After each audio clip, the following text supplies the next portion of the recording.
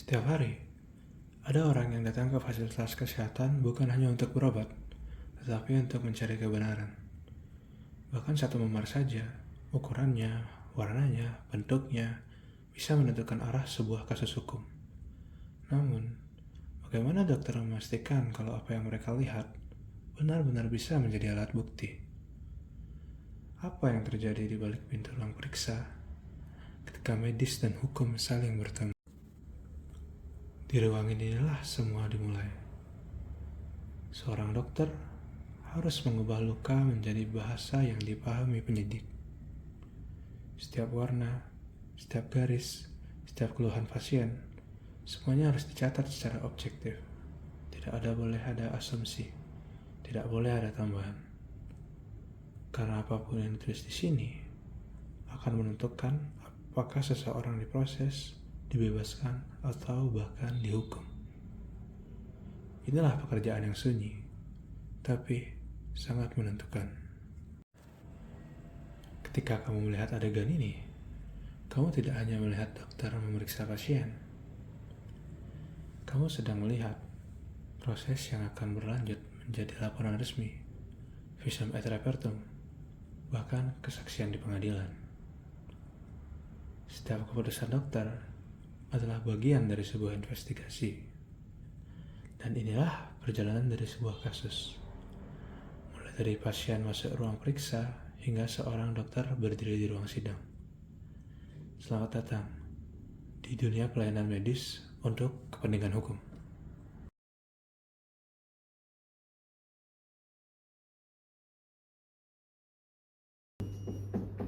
Silakan masuk. Permisi dok, saya mau periksa. Tadi malam saya dipukul. Baik Bapak, sebelumnya perkenalkan saya Dr. Indra yang berjaga pada hari ini. Saya boleh tahu bicara dengan Bapak siapa? Bapak Dede. Dalam kedokteran forensik, dokter dapat diminta memberikan pelayanan kedokteran untuk kepentingan hukum atau yandokum. Pada tahap awal, dokter akan memastikan identitas pasien, waktu kejadian, dan melakukan pemeriksaan medis sesuai standar. Karena seluruh temuan ini bisa menjadi dasar pembuatan keterangan hukum seperti visum et repertum. Mohon izin ya Pak.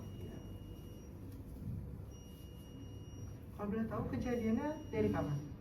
Kemarin dok, sekitar jam 10 malam. Dari yang sebelumnya. Ya.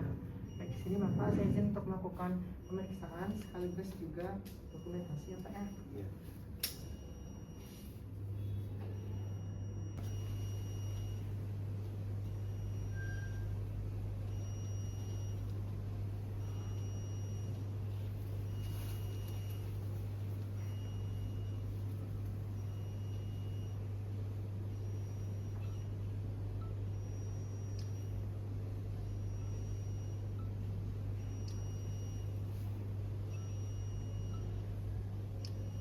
Pemeriksaan korban pada tujuan hukum harus dinilai berdasarkan sistematis, objektif, dan juga lengkap. Selain itu, dokter dapat menilai dari lokasi luka, ukuran, bentuk, dan warna, serta karakteristik tanpa menambahkan asumsi apapun.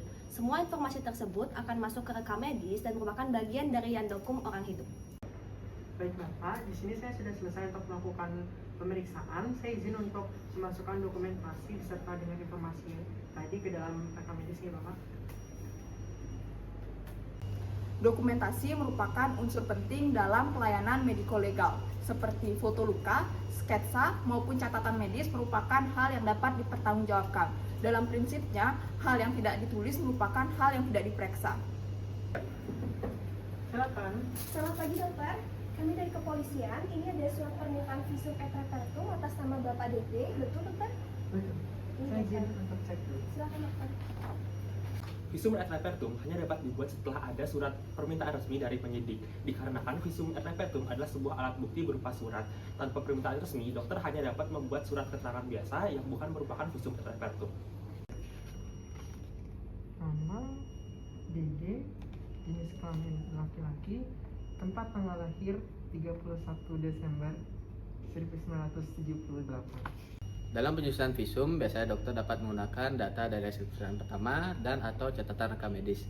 Di mana visum biasanya terdiri atas yang pertama ada identitas, kedua ada dasar permintaan dari penyidik, yang ketiga adalah hasil dari pemeriksaan secara objektif, Yang keempat ada kesimpulan yang berdasarkan fakta dari hasil pemeriksaan, dan di mana dokter juga tidak boleh menyimpulkan kesimpulan medis di luar dari hasil pemeriksaan atau di luar dari hasil pemeriksaan yang didapatkan.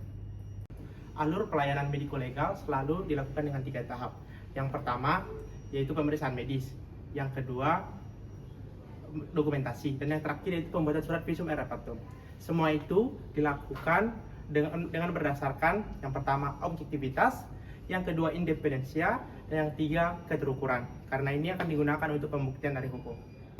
Baik dokter, tolong jelaskan temuan pada korban.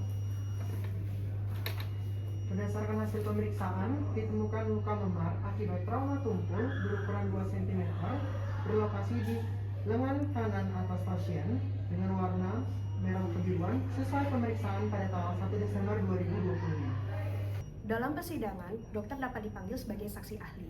Dokter menjelaskan temuan medis secara netral dan ilmiah. Sesuai etika dan hukum, dokter tidak bisa menilai siapa yang salah, tetapi hanya bisa menjelaskan temuan medis secara netral. Akhirnya sudah selesai. Pelayanan medis untuk kepentingan hukum memerlukan ketelitian, independensi, dan dokumentasi yang baik.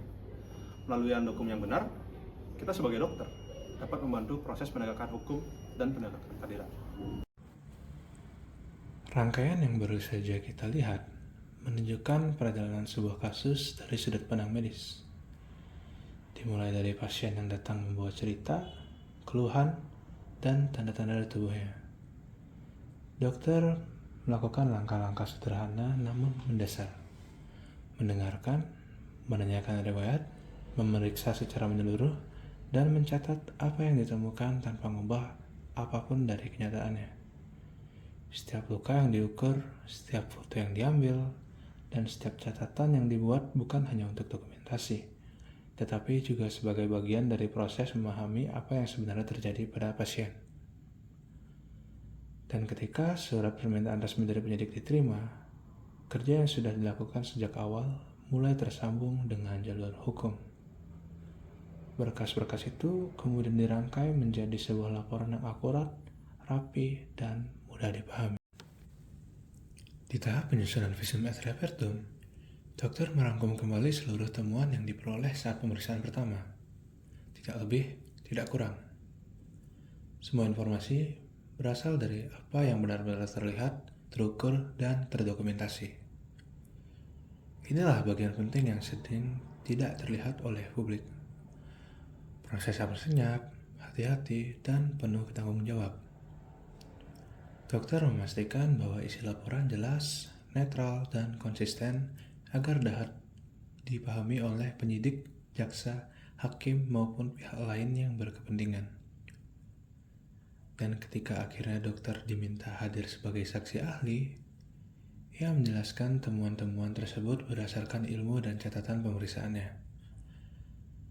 Peran ini bukan untuk memutuskan siapa yang salah ataupun benar, tetapi untuk memberikan kejelasan medis agar proses hukum dapat berjalan dengan landasan yang kuat.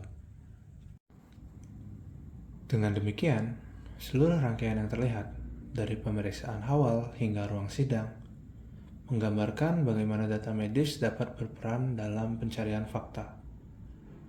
Setiap langkah membantu menghadirkan kejelasan, baik untuk pasien maupun untuk proses hukum yang berlangsung.